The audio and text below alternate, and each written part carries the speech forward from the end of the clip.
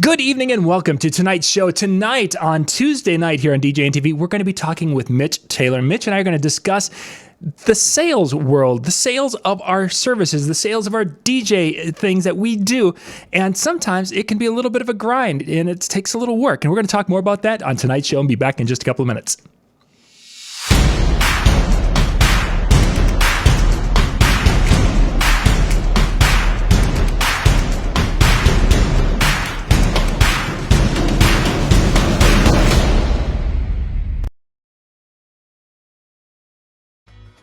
DJ Event Planner will change the way you manage and run your business. Streamline all of your procedures and software into one easy-to-manage system. DJ Event Planner, the ultimate online planning tool.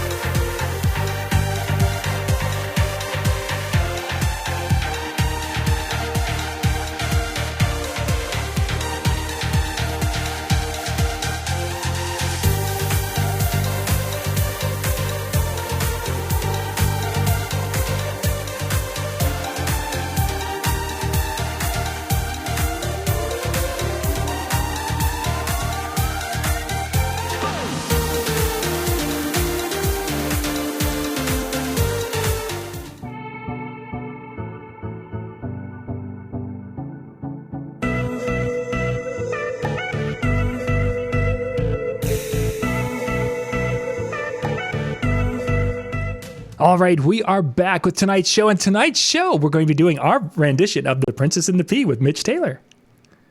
The Princess and the Pea, baby. Yeah, that's what people are tuning in for. We're like, Mitch, what could get ratings? And he's like, hey, I got an idea. I got a mattress. I got a mattress. For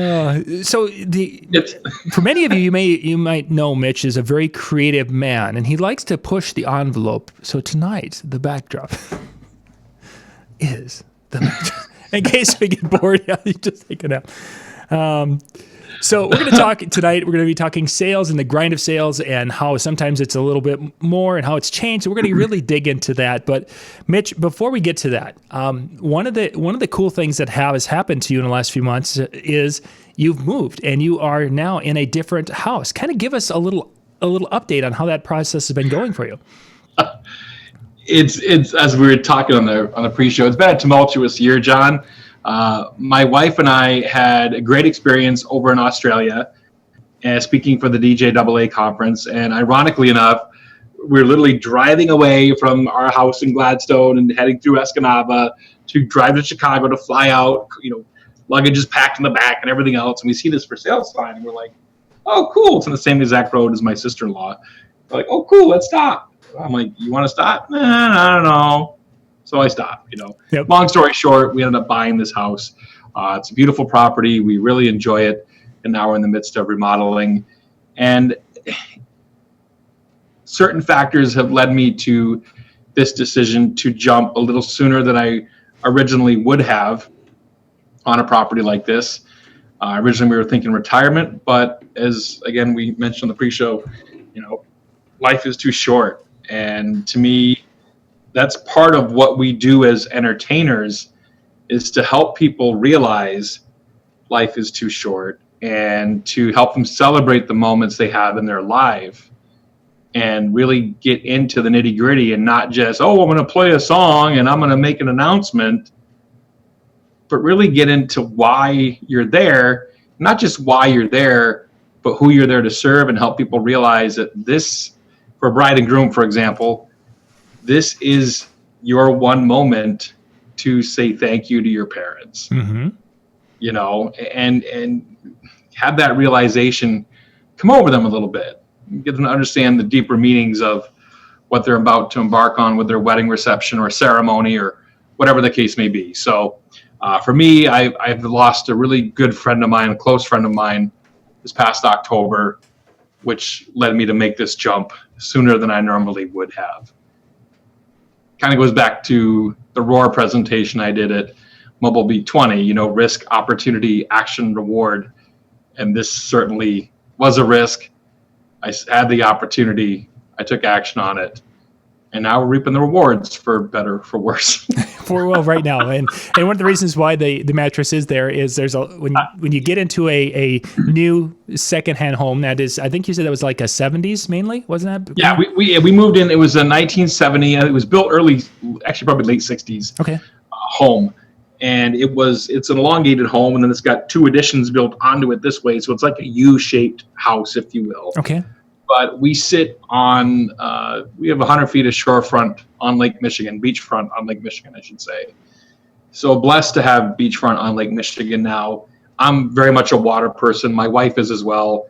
That probably goes back to really cutting my teeth and growing up more or less in the adult world on Carnival Cruise Lines, on, you know, the Pacific and Atlantic Ocean, and just seeing those views and loving the sunset at sea, if you will. And while these waves aren't ocean waves or lake waves, with the wind kicking up, man, it's not much different. Still, it's a beautiful sight.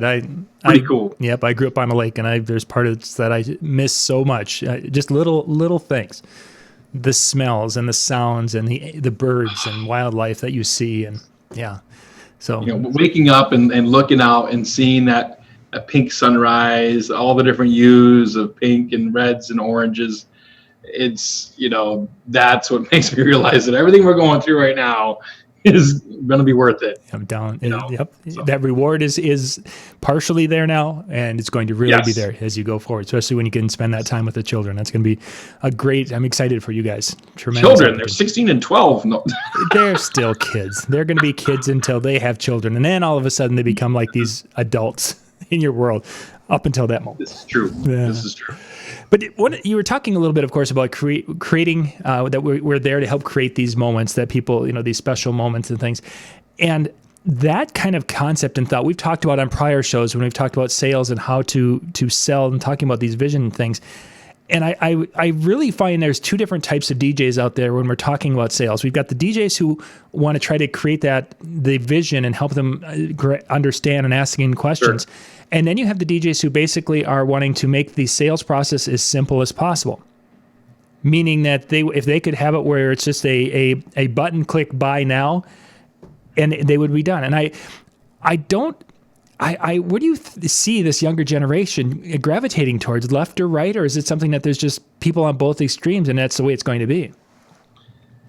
That's a great question, John. For me, I have 2 schools of thoughts on this. Number one, and this is part of a seminar I'm giving at Mobile Beat upcoming. Number one, make it easy for your clients to do business with you. Say yes way more often than you say no.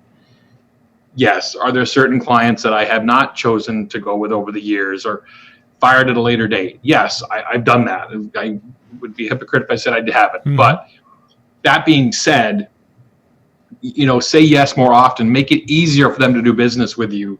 Do you have an opportunity for people to be able to book an appointment right on your website? Can clients text you? How quick do you get back with them? To me, that customer service is so important, and not just customer service, but being customer centric. You know, that's what put different businesses, in my opinion, out of business, not just leveraging technology, but they have actually made it easier for the customer to do business with them, i.e. Blockbuster Video and Netflix, i.e. Amazon, you know, with retail. There's so many different examples, Uber and taxis. I mean, so many different examples that are out there that I think for this day and age, people want it to be easy, but especially with weddings or mitzvahs or even corporate functions. Corporate functions, you have one shot to impress that CEO or to set the stage for those attendees of your conference that this is going to be a great event and they're going to get a lot out of it. Yep. Whatever the emotion is that you're tapping into, and ultimately it's what does your client want their guests to get out of that event? That's probably the biggest or best question you can ask. Mm-hmm. What do they want to get out of that event? And they'll list off different things. And there's more conversational ways to ask that question. But from that standpoint, finding that out in advance will tap into the emotion and then get you deeper into conversation with your clients. So for me, it's twofold. You want to make it easy as possible to do business with you, but yet, you also want to be sure you're tapping into that emotion of the event and what they want to get out of it.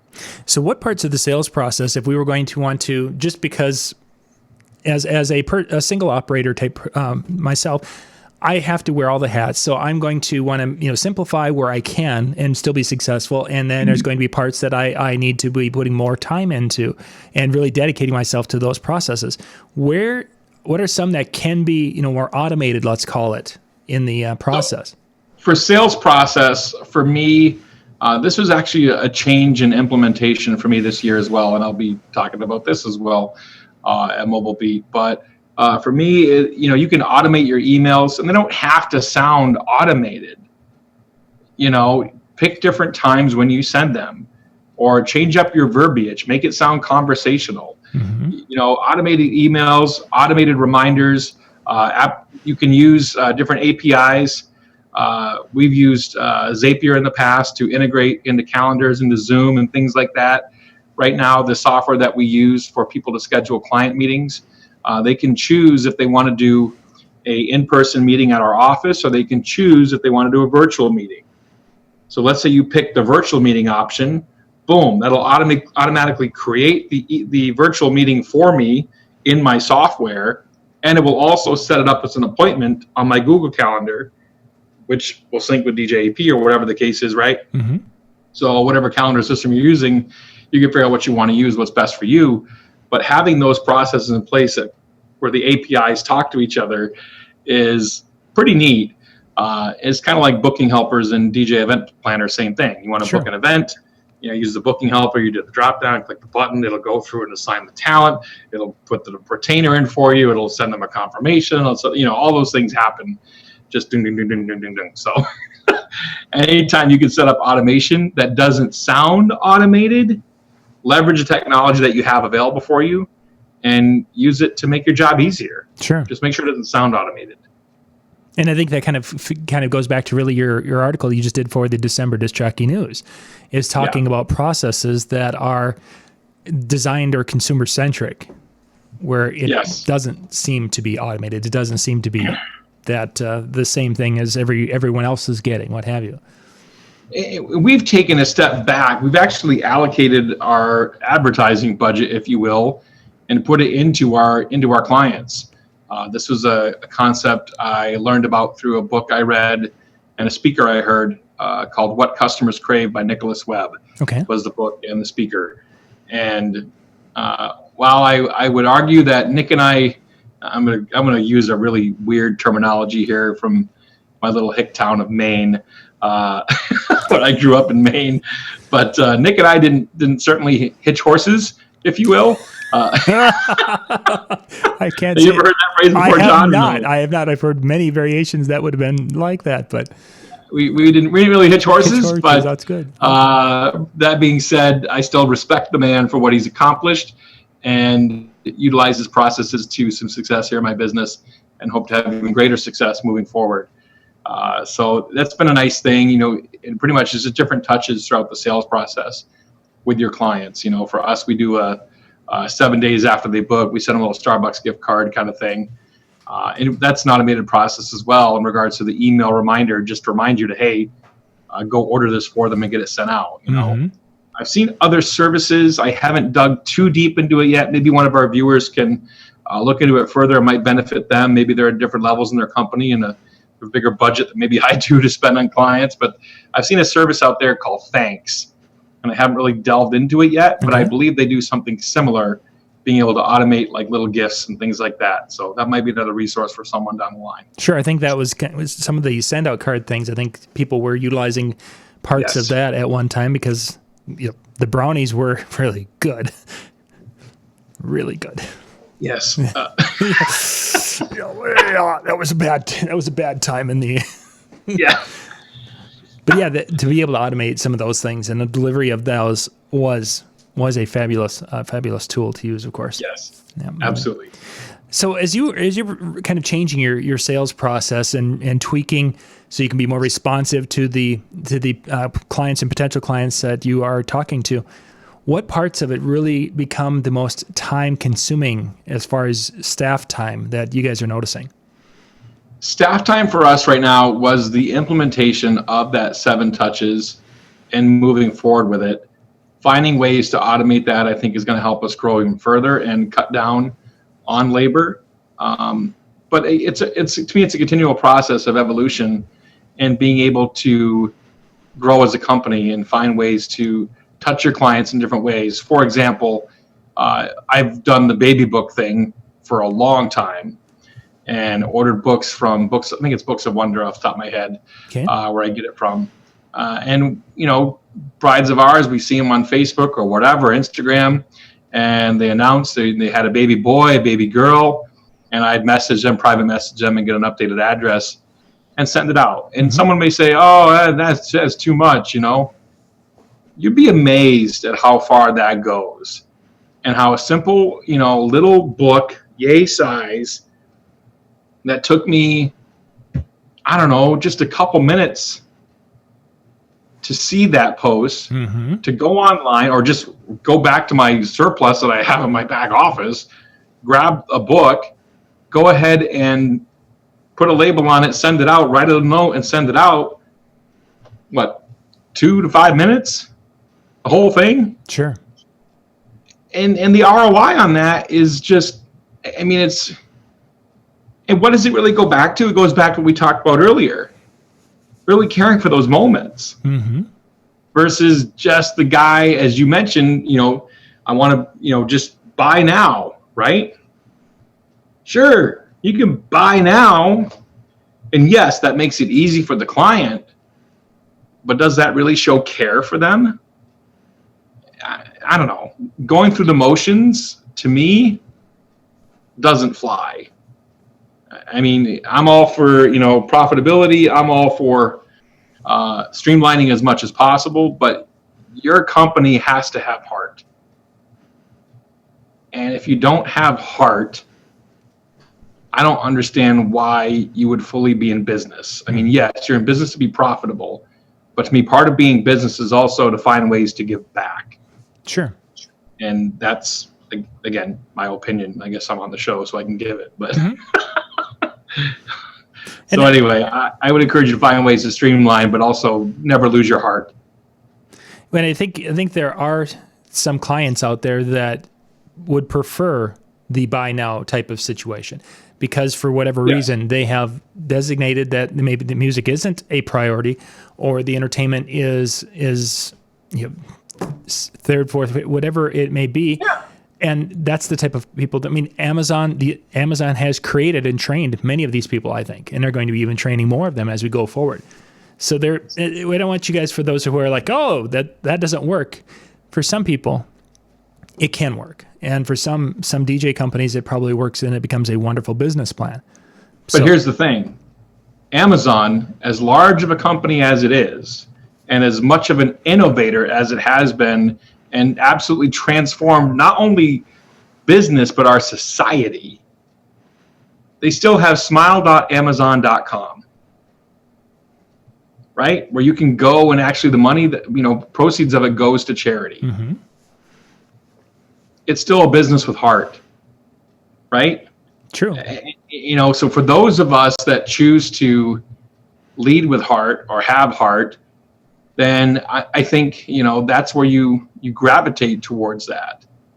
And yeah, buy now society, I get that. And yes, the inexpensive option, or it's not that important, or I don't really care about the music or the flowers or whatever it is, right?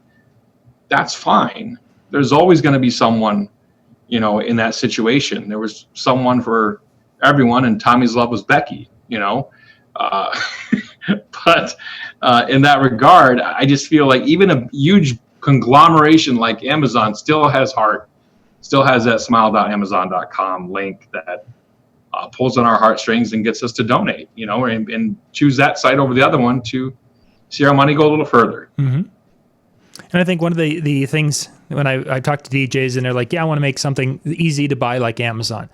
The thing is, it's easy to buy with Amazon, but if you look at their infrastructure and how they serve people with their prompt delivery and delivery into cities with their different boxes, drop, whatever, and then how they take care of someone after the sale. They have the system set up so you can easily return things and you can easily change things. If there's problems, you can get things fixed. Their customer service has really, I mean, that's what their heart is to a point in this scenario, is that they're taking care of the end user and doing it in such a way that people feel like, oh, wow, this was a good experience. Customer-centric. Customer-centric. Customer-centric. And I forget where I was. I saw a post from someone the other day, and we agreed to disagree on the whole customer-centric thing, and I forget his angle. I really wish I could. It'd be great to have us on the show at some point debating it out, I think. Who was, I'm trying to remember who it was. I don't remember who it was right now. So much going on in the world of Mitch today with the whole remodel and everything else going on. But, you know, I thought he had valid points in certain ways, and I encouraged him to come to Mobile Beat to see the upcoming, you know, presentation I'm giving regarding this. But, you know, I think the biggest argument on Amazon versus us is product versus service, tangible versus intangible. You know, I mean, it is what it is. We're selling an experience. It's like when I was selling radio advertising, you're selling air. Yeah. We're selling a date and time, a 6-hour block or 8-hour block or whatever you got for time for that event. You're selling a service and an experience and an outcome. You're not selling a widget or a tangible item. And that's been the bane of DJ's existence for the last, I don't know, 3 decades. Yeah, I was going to say about 30 years, yeah. Once we figured out that, we can charge more than a cost of rent speakers? You're kidding! I got 2 speakers and PV mics and, you know, all this stuff. And I don't know if PV's not a sponsor, but you get my point, you know. Mm-hmm. It's, you're not selling your gear. You know, you go to a bridal show. Oh, this is a great story. I was at a bridal show probably 8 years ago now. I'm dating myself. I'm getting old, John. I didn't want to pull that card out, but yeah. 8 years ago, I'm at a bridal show, and there's me and probably 2 other DJ companies locally. This is in Iron Mountain, Michigan.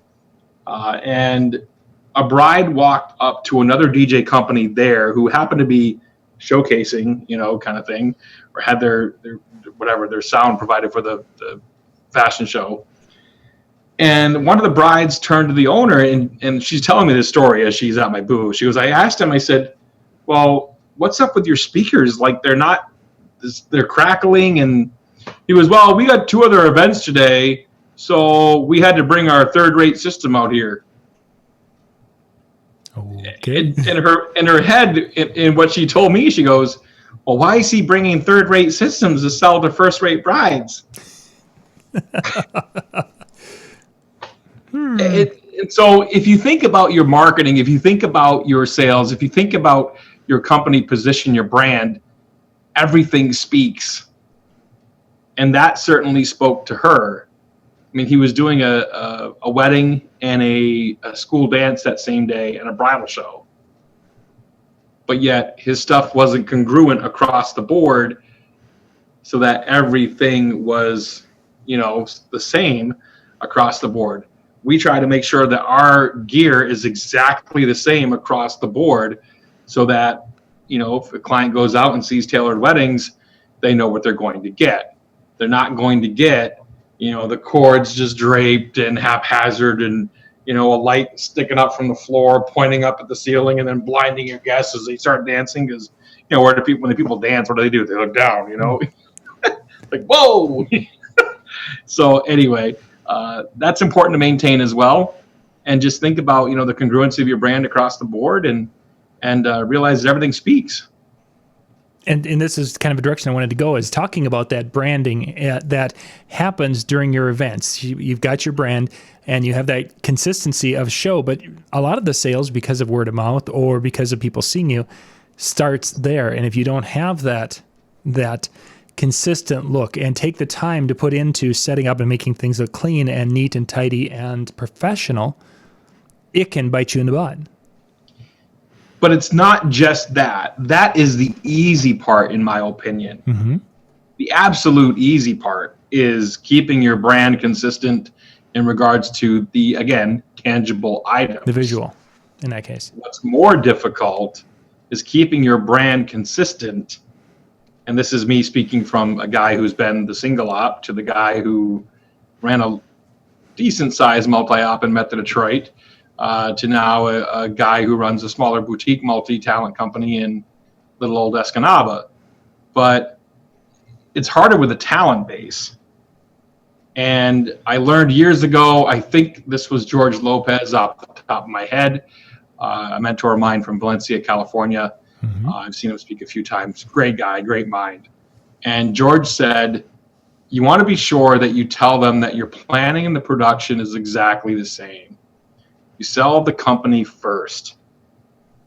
You sell the process first of your company.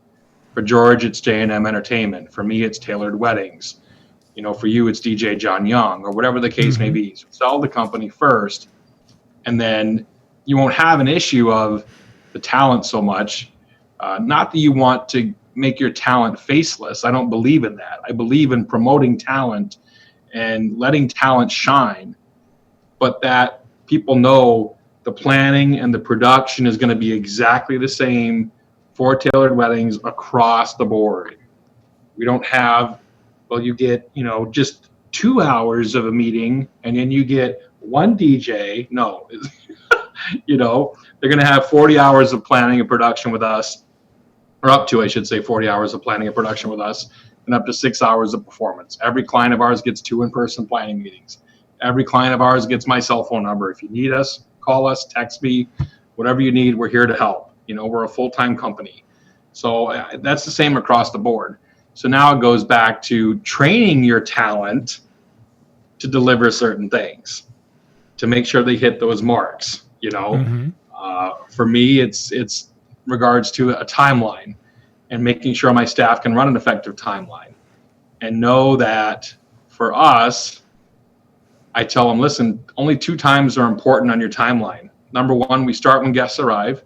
I don't believe in walking in halfway through an event. And there's still some DJs that do that, and that's okay. And then we want dinner to go on time, because our couples, you know, don't spend as much as they do in a place like in New Jersey with Mike Walter or Jason Jani, but they spend a decent amount of money on food up here too. And you know, it's the most expensive hour typically of a reception is the food. So we want to be sure that goes on time too. And so it's a process that we sell. It's the planning, the production, the performance of it with our clients, and we want to make sure they're taken care of. And training goes into that, and make sure our staff is trained. And you know, some people will say, "Oh, I can train a DJ up in 3 months." Here's the thing. I know I'm going really long on this topic. Sorry, John. Yeah. You can't train experience. You know, you go out and actually do events and you can gain that experience. The only thing I can do to help train experience is to put my staff, you know, basically on camera in front of me and have them perform a wedding reception, and feeling the pressure of their boss watching them, that full, you know, length of that performance, if you will, of performing a wedding and the transitions and everything else that happened with it. That's the only way I can replicate a wedding, and that's really not replicating it because you don't have 200 people there, unfortunately. Sure. You know. But one of my team members, 2 weeks ago, now almost 2 weeks ago, about a week and a half ago, she had a gentleman pass away at her event. How do you handle that? Yeah. That's why I said you can't train experience. Mm-hmm. You know, that's something you're going to experience on the road at some point in time. Thankfully, I haven't had that experience yet, but she had, and she's only been performing going on a little over 3 years now, 4 years close to, but she's had that now. It's under her belt, for better or for worse. And the venue praised her for how she handled it. And so those are things we're looking at is, you know, how can we better prepare our team for almost any situation? And God forbid, that's one that can happen. Certainly could. Yeah. We've heard So stories. training is important too, I feel, in the regards to the whole process. So speaking of process, how long does it take to put together? And I realize it's one of those things that there's a lot of things that are evolved because of experience and such. But if you're wanting to put together a process for having that consistency within a team, realistically, you mentioned 3 months is not enough time to get a DJ up and running. To design something like this, it's a realistic window of time. It's not a 6-month process. Well, for many DJ companies, it is, and I understand that, and I can agree with that if they're going out almost every weekend or 2 nights a weekend or 3 nights a weekend for 6 months, then I can argue you might be able to pull that off. Mm-hmm. For us, we have a different process. To me, they come in as trainees. They move from there into being assistants with us. For a trainee to assistant, they have to test out on a quiz we give them after 3 trainings. They have to go through 3 full events on the road first as well at trainee pay, and then do the test out when they bump to assistant pay. Then after that, to be a master of ceremonies for our company, they have to go through 3 things. And I actually will tell this to a bride and groom in a sales meeting. I've done it. And we'll do it again, and I've done it many, many times. Mm-hmm. We're not the company that's going to show up, you call them the week before the event, and they're going to go over names and what songs you want, that kind of thing. Or you hire them 6 months ago, and you have no idea who your DJ is, and they don't either. We're not the company that's going to be, where some companies say, oh, you're getting 20 plus years experience, yet they hire someone who just took off the road, and they've been out with the owner for 1 or 2 weddings. They showed them how to set up gear. They talked about wedding format a little bit. They do 2 weddings, and all of a sudden, boom, they're in your wedding. Mm-hmm. That's a recipe for disaster if you're the employee or if you're that bride and groom. Yep. So we don't do that. To be an MC for us, they have to go through 16 weeks of training in-house with myself on various facets of our business. My training program is a conglomeration of Mike Walters, Larry Williams, Mark Farrell, Bill Herman, all the people that have trained me, basically, Toastmasters, those kind of things. And then they have to go through 1 full season on the road as a DJ assistant, which means they're going to have 30 to 40 events under their belt first as a DJ assistant before they even see the light of the road as an MC. And then the other biggest differentiator for us is that they have to attend at least one of the same performance-based workshops that I've taken as an MC to improve my performance skills. Okay. And that's probably the biggest differentiator. I don't know of any other company that requires that, at least certainly not in the UP, mm-hmm. that requires that. So that's one of our unique differentiators, if you will. So that's, maybe that's important to a client, maybe it's not. For me, being able to differentiate that to them and show we actually care. It's not just, we're carpenters by day and DJs in the weekends, or, hey, we own bars as well, kind of thing. Weddings are our bread and butter, and we have to do a good job or else we don't eat. Yeah. And yeah. I like to eat. And we're back. And we're now. Now we're going to bridge to our Princess and the Pea episode. Okay. Yes, there's about those peas. Yeah, I think that whole image and brand that is developed, whether it's across a multi-system company, like making sure that your people are at a level that they're going to be able to do the service at such a high level that the couple will be enamored with the experiences they help them create. I think that's one of the things that a lot of DJs overlook, and I hate the phrase to a point, but it fits, that they'd rather phone a performance in or phone in the experience for the day, just because the alternative is, and I quote a DJ I was talking to, he's like, it's too much work to go and do some of the things that I hear Bill Herman talking about.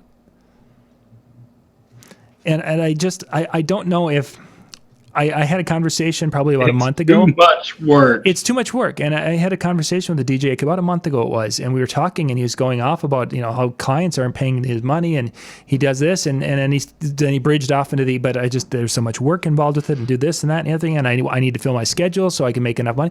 And it's like, you're talking first off out of both sides of your mouth. I don't Yes. think you should be in the industry anymore. And he was offended. And it's like, I don't think your heart's into it where it needs to be. It's like you're in it literally to get a easy paycheck is what you're after. I would ask him a simple question.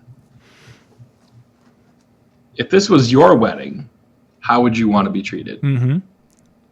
A good angle, yeah. Seriously. I with this particular person, I'm sure the answer would be something that would make you and I cringe, just because of the type of person they are. Which again, I don't know why they're even in the industry, but that's. Some people are in the industry to make money. Some people are in the industry to affect a greater good. Some people are in the industry just to play music and have fun. Mm-hmm.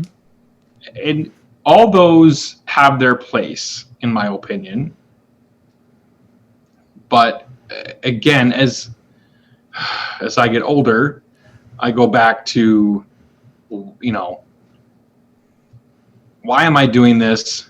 What do I want people to get out of this? One of my favorite questions to ask a couple is, what do you want your guests to say as you're driving home? Yeah.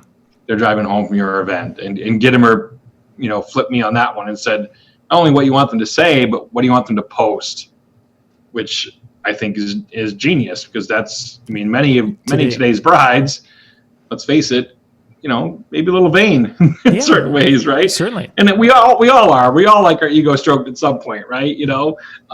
So to be able to see that is kind of it's a reassuring thing, and there's nothing wrong with that, unless it gets too deep, right? But I don't know. For me,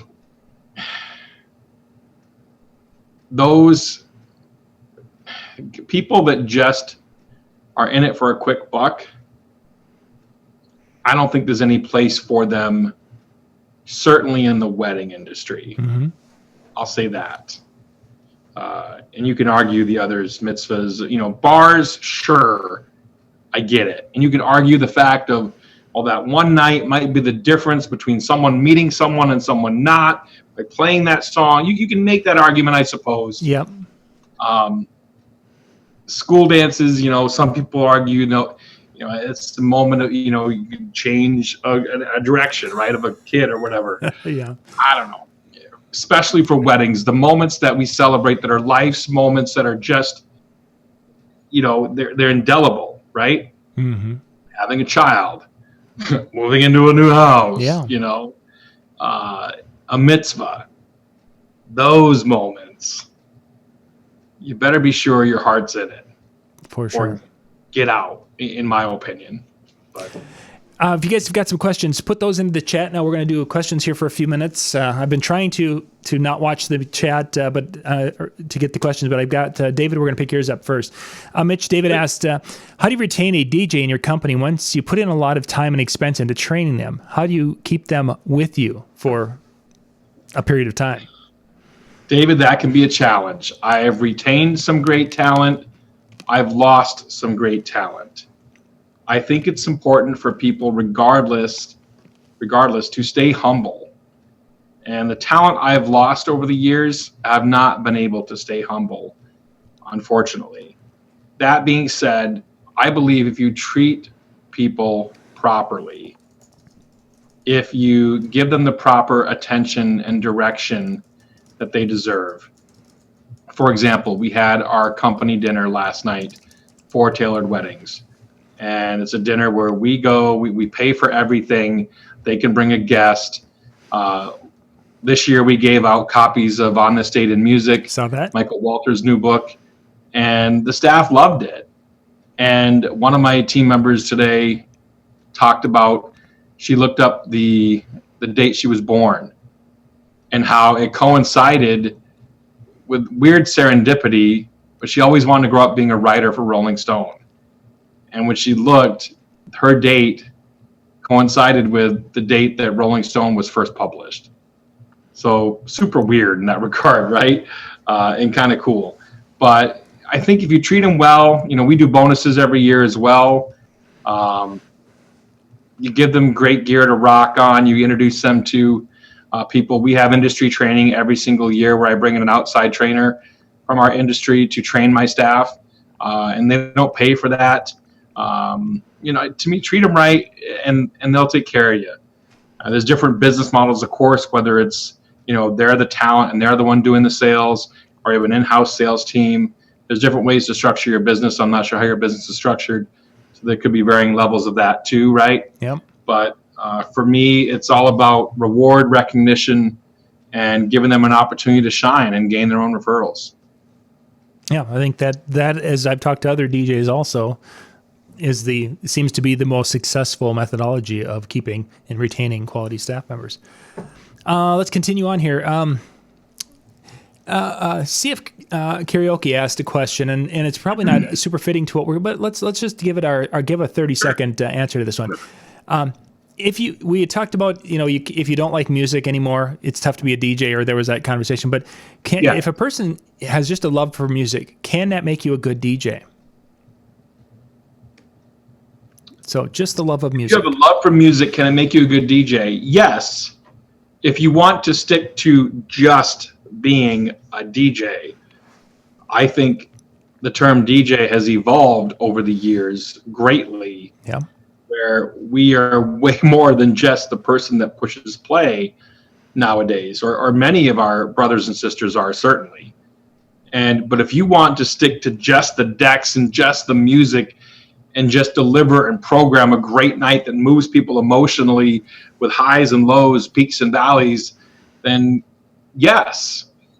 It's like Vicky's personality stuff. Can an introvert be a great DJ? Many people would be like, I don't know. Yeah, probably not. But I think you could if you stick certainly behind the decks. Mm-hmm. Unfortunately, in today's society, it takes a lot more than that. So I think it would be hard for someone to be successful in business just on their own, strictly like that. You'd almost have to focus on just music-only events, no trivia, for example, or it'd be harder to get them out, that kind of thing. I hope I answered that appropriately for that person. I'm certainly not trying to discourage anyone from their passion. I would never want to do that, and that's not my intention. No, I think you did fine with that. With that, music can make you a better DJ. Love for music can make you yes, but it's more than just that. I think is probably, just to paraphrase what you were saying. It's more than just the music. Howie asked a really good question here.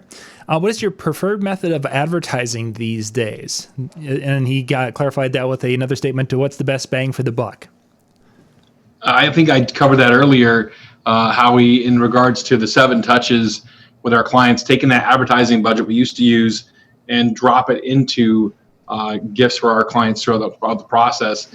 And I will say this, I've developed some great relationships as of late, especially with certain venues in my area. And it's been a level of expertise. And I'll talk about this a little bit at Mobile Beat as well, with just venues realizing that the DJ is an extension of their brand and representation of them. And if they have someone walking in there that doesn't represent them appropriately, and yet they've got you who represents them great every time out, and oh, by the way, it's not just Mitch Taylor, it's Simon Rose, it's Kayleen Bigelow, it's Brad Borchardt, it's any of my team that's walking in that door, then what does that say? They're going to make a switch. They're going to make a shift, right? Mm-hmm. And so that's been a huge benefit to me, is developing those relationships a little deeper. BNI has been a good success for me as of late. And that's an international, networking organization that I just joined recently here. But putting the money back into my clients' pockets in regards to just memorable little gifts, touches, things like that has been a good bang for buck as of late. A couple more questions. Thank you guys for dropping questions. There's some good stuff here. Ramal Brown, if you had $40, which books would you purchase on Amazon that have helped you get to your position today? That's a long list, but asking for basically a couple of picks. I think we can get two books for $40. So $40. First off, you go to the used book section. Oh, come no. Let's give it 2, maybe 3. 2, maybe 3. Selling the Invisible Harry Beckwith. Good. Yep. Absolutely. Man. I still like Seth, Purple Cow. Purple Cow is great. Yep. Also, I love Seth Godin. Mm-hmm. Man, what's that one? Why am I drawing a blank right now? Because there's so many of them that we have read over I the years. moved and all that stuff, and it used to be at the top of my list. I'll put it in the comments here if I can. Jeffrey Gitomer's Little Red Book of Sales. It's definitely Little Red strong. Book of Selling is a great read. But the biggest one for me is The Closers. And I'm not even going to make you read the book. I'll just give you the ending, which to me is the best ending and sums up my whole existence and what I'm trying to go for with my business. And that is the ending of that book. It's a great story, by the way. But the ending of that book is Latin, and it's Sum Tertius. And Sum Tertius in Latin stands for I am third. So if you always put your client's needs ahead of your own, you'll win way more often than not. And we've heard that from numerous. Zig Ziglar's concept was a variation of that. And yeah. Zig's great too. I mean, there's a ton of great books out there. A lot of good stuff. Let's see. Mitch, you mentioned bridal shows earlier. To find them successful, are they worth the expense? You got to have a game plan. And you need to have something memorable, and then you need a follow-up plan. Mm-hmm. You can't just sign up for the bridal show and then have no idea what you're doing and just show up with 2 speakers and sticks. I mean, that ain't gonna do any good. Not so much. So you need to have a plan of attack. You need to have a concept. So I'll give you a free idea right here. Last year we went out and we did motion monograms. Mm-hmm. But what I did, I took it a step further. Because we were one of the featured vendors for the show, I went ahead and contacted the show producer ahead of time. I got the names and dates of the show, of the attendees ahead of time. And then I created motion monograms for those attendees and wedding dates and put them on the wall. Very cool. So now people walk in, oh, there's my wedding, oh my gosh, Yep. And that is an immediate sticking point. Boom. It grabs their attention. It focuses them. They got to go see where that's coming from. Yeah. And boom. It's a talking point.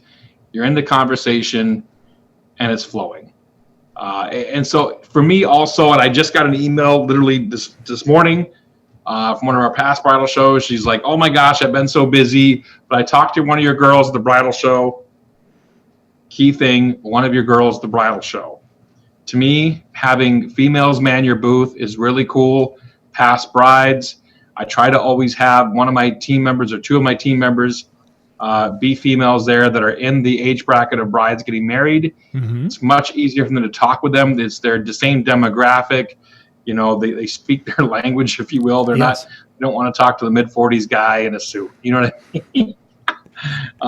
So that's another thought process. And have a follow-up plan. What are you doing for follow-up? Yeah. Ultimate follow-up solution that I have available on the website will help with that. But, to me, have some plan of attack after the show. Mitch, I've got one more question, but before we get to our final question, again, thank you guys for putting some questions and being with us tonight. We got some great viewers with us this evening. If people want to get in touch with you, best way to do that? They can find me on Facebook, mitchtaylor.net, or Tailored Sales is my website. Both point to that. You can email me, mitch@tailoredsales.com, TAYLORED sales.com. And I believe we are starting up again live at 7:55 after the new year. Excellent. The final question from Tony. He was wondering, how far can you punt a football? How far can I punt a football? I have no idea. That is such an odd curveball question. Do I know Tony? Tony's a regular. He's been here with us numerous times, and he's good. Awesome. Good. Where's Tony from?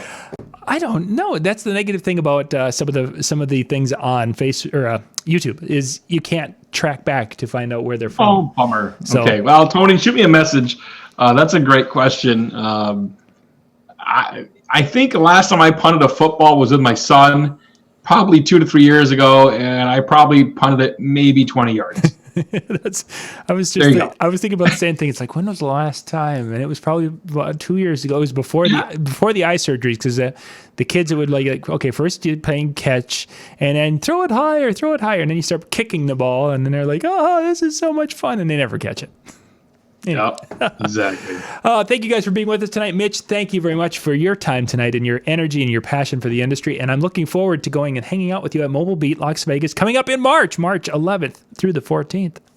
Yes, looking forward to Mobile Beat. It's going to be great. Yeah, we'll be there. So mobilelasvegas.com is the website, gang.